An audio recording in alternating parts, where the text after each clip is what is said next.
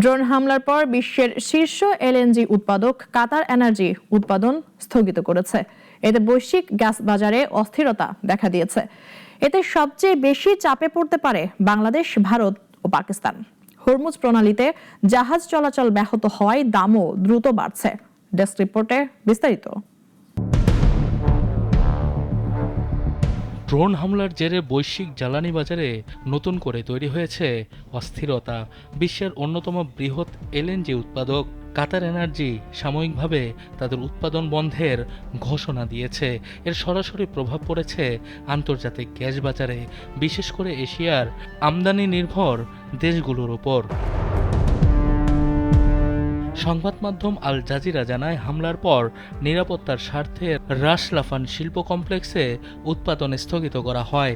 কাতারের প্রতিরক্ষা মন্ত্রণালয়ের তথ্য অনুযায়ী ড্রোন দুটি মিসাইদ শিল্পনগর ও রাস লাফানের জ্বালানি স্থাপনায় আঘাত হানে।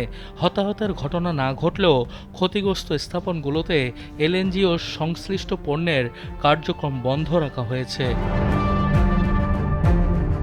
রাসলাফান কমপ্লেক্স থেকেই মূলত রপ্তানিযোগ্য এলএনজি প্রক্রিয়াজাত করা হয়। পরিস্থিতি মোকাবেলায় রাষ্ট্রায়ত্ত প্রতিষ্ঠানটি ফোর্স মেজর ঘোষণা করেছে, অর্থাৎ অস্বাভাবিক পরিস্থিতির কারণে তারা চুক্তিগত সরবরাহ সাময়িকভাবে স্থগিত করেছে।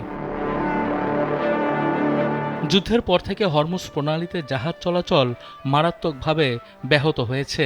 বিভিন্ন সূত্র বলছে, শতাধিক জাহাজ নোঙর করে আছে প্রণালীর দুই পাশে। এতে বৈশ্বিক জ্বালানি সরবরাহ শৃঙ্খলে চাপ আরও বেড়েছে। বিশ্ববাজারে কাতারের অংশ প্রায় 20%। ফলে উৎপাদন বন্ধের ঘোষণার পরই ইউরোপ ও এশিয়ার পাইকারি গ্যাসের দাম দ্রুত লাফিয়ে ওঠে। ডাচ ও ব্রিটিশ গ্যাসের মানদণ্ড মূল্য উল্লেখযোগ্য হারে বেড়েছে। একই সঙ্গে এশিয়ার স্পট এলএনজি মূল্য বৃদ্ধি পেয়েছে।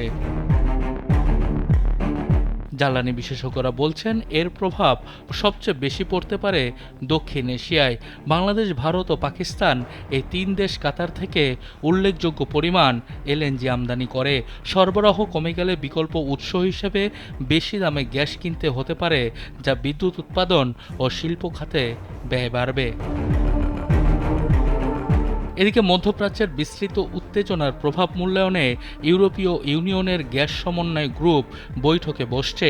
সামগ্রিক পরিস্থিতি কোন দিকে মোড় নেয় তা এখন গভীরভাবে পর্যবেক্ষণ করছে বিশ্ব জ্বালানি বাজার। সানি আহমেদ, নাগরিক।